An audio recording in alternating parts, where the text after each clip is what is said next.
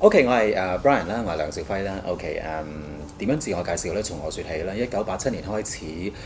做廣播啦，咁多年我諗做咗已經係即係香港所有嘅電台媒體咁樣啦。咁所以基本上係一個廣播人啦咁樣。咁但係我諗近呢10年8載咧，都從事好多即係平權上面嘅工作啦。咁我記得我喺2000年初嘅時候咧，其實就應該開咗香港第一個同志嘅網上電台嘅，嗰陣時叫做 Gay Station 嘅。咁因為嗰陣時突然間有所謂嘅科網熱啊，同埋突然間 Internet 咧開始興起啦咁樣。咁而大概我諗喺8年前嘅時候咧，香港電台突然間就揾我翻去咧做一個多元性向嘅文化節目，就係每逢星期六晚喺香港電台第2台凌晨12點至到2點鐘嘅自己人節目。英文叫 We Are Family 啦。我諗呢個節目有趣嘅地方就係我諗應該算係香港甚至係亞洲咧第一個真係喺大氣電波出現係擺明居馬咧係講不同即係性向嘅一個節目啦。咁我雖然喺香港電台長大啦，但係我覺得即係呢個節目重要嘅地方就係在於佢係一個好不尋常嘅平台裏面咧係出現啊！所謂不尋常嘅意思就係呢個平台有機會可以接觸到好多不同類型嘅人啦，即係有異於譬如網上嘅同志電台，你會覺得只可以接觸到同志社群。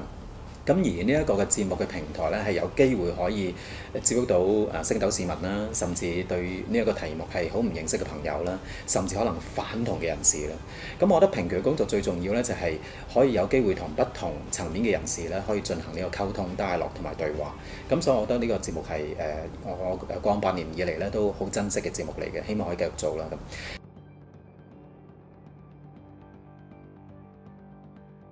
有啲咩超能力啊？呢個超能力咧就同呢個即係平權啊！我今次講呢個 topic 咧就冇乜關係嘅，因為我發覺咧呢個世界上面有好多啲超能力咧，大家都覺得好正嘅，即係例如穿牆作壁啊、識飛啊、穿越時空啊。咁今日其實問嘅其中一個問題都係啦，假如你可以即係回到未來，即係 back to the past 嘅時候，你會揀咩啦？頭先我都答咗啦。咁但係咧，我覺得眾多嘅超能力咧，就算睇呢個 Marvel 漫畫裏面咧，有一個咧係冇嘅咧。我覺得即係可以穿越時空咧，都唔勁得過另外一樣嘢。因為最近我都間唔中中意睇一啲 science 嘅，就係我好想有一個超能力咧，係可以去到4次元空間。因為今時今日咧，我哋嘅存在咧，其實都係喺 3D 嘅世界裏面嚟嘅啫，係一個即係 3D 嘅空間嚟嘅。但係我哋作為一個 3D being 咧，我哋唔知道 4D 係點樣，即係個視野係會大到乜嘢嘅地步咧？係 comprehend 唔到，所以我成日都覺得，如果我有個超能力，我可以由 3D 穿越去到 4D 嘅話咧，將會係一個點樣嘅世界咧？即係當我喺 4D 嗰個 dimension 裏面睇翻我哋 3D 今時今日呢個亂世嘅時候，我會唔會有好多唔同嘅 insight 咧？我覺得你俾我喺嗰度停留1分鐘都 OK 嘅啦。當我停留1分鐘，我睇翻我哋呢個 3D 嘅運象嘅時候咧，當我翻嚟咧，我覺得我應該知道如何去活咯。你諗佢喺 4D 度你會做啲咩 OK， 若果可以時光倒流，我會翻去邊一度咧？我諗咗好耐啊。咁我就生於60年代啦。咁但係其實我一直對於60年代咧，我都有一隻憧憬同埋幻想嘅。因為我覺得60年代雖然我生於嗰陣時啦，但係嗰陣時就係太過即係塞豆窿啊，太細個。咁而60年代我諗喺過往嘅即係回顧我哋咁多年嘅歷史咧，其實係一個好重要嘅年份，就係裡面有好多民權嘅覺醒啦，好重要嘅文化上面革命咧，都係嗰陣時出現嘅。披頭四啦 ，OK， 嗰陣時嘅 Rolling Stones 啦，音樂上面已經出現咗好重要嘅革命。咁啊，除此以外咧，就係其實民權嘅覺醒啦，黑人民權嘅抬頭啦，甚至女權意識嘅即係誕生啦等等。咁我覺得近代嘅我哋所有嘅文化歷史啊，我哋嘅民權嘅意識啊，若果冇咗60年代呢個起點嘅話咧，根本會變得好不一樣嘅。咁所以我成日都希望可以回到去60年代，去見證一下到底呢一場嘅革命係點樣發生。咁但係我諗過，到底我係好想特定地回到去邊一個 point 呢？我作為一個同志咧，我好想回到去1969年6月28號凌晨1點28分，好 exact 嘅。點解呢？近年嘅平權運動咧，真正嘅起點咧，就係其實當年喺1969年呢一個晚上出現嘅所謂石牆嘅公民抗命。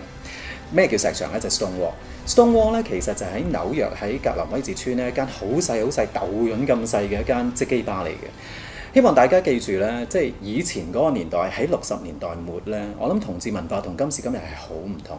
同志咧真係社會上面嘅 outcast 嚟嘅，係被人唾罵、被人歧視得好緊要，即係甚至佢哋唔會有自己嘅真係好公眾嘅娛樂場所，可以讓佢哋有機會可以走埋一齊。咁而喺當其時，其實喺格林威治村咧，呢一間叫做 Stonewall 嘅酒吧咧，雖然鬥緊咁細，但係佢就聚結咗咧喺社會上面呢一班被遺棄、被邊緣化嘅同志。咁而喺1969年嘅呢個6月28號凌晨1點28分嘅時候咧，就出現咗咧喺呢個石牆嘅基吧裏面咧一個所謂嘅 police raid，即係查牌啊！因為嗰陣時嘅基吧咧，經常係俾警察去滋擾嘅，唔單止係滋擾查牌咁簡單，即係甚至會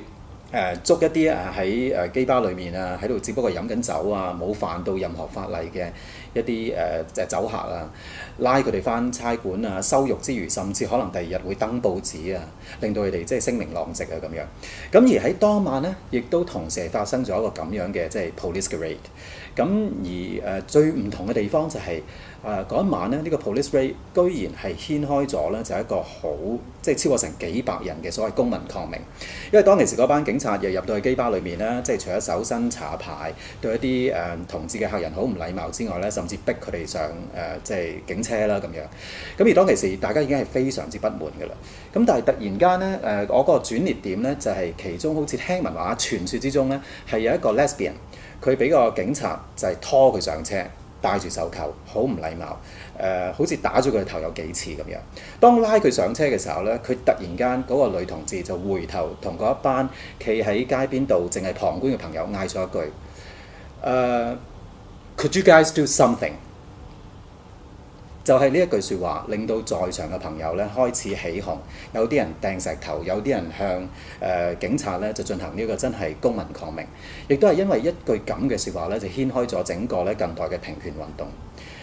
我覺得呢一句説話，我好想去回到去真係呢個1969年嘅6月28號凌晨1點28分去見證呢一幕。我希望聽到呢一句説話，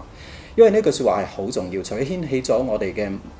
同志嘅平權覺醒之外咧，我覺得呢句説話喺任何革命裏面咧都係適用於任何嘅人。今時今日嘅香港，我哋嘅民主等咗咁耐，我哋爭取咗30年，其實都依然係得個吉。OK，又話佔中，又話而家罷課咁樣，但係到底我哋香港可以聚結到幾多齊心去爭取民主嘅力量咧？係咪我哋身邊仲有好多人都係 bystanders， 都只不過係旁觀者咧？我好想藉住呢句説話去問一問，即係鏡頭前嘅，即係或者係睇住呢個 video 嘅朋友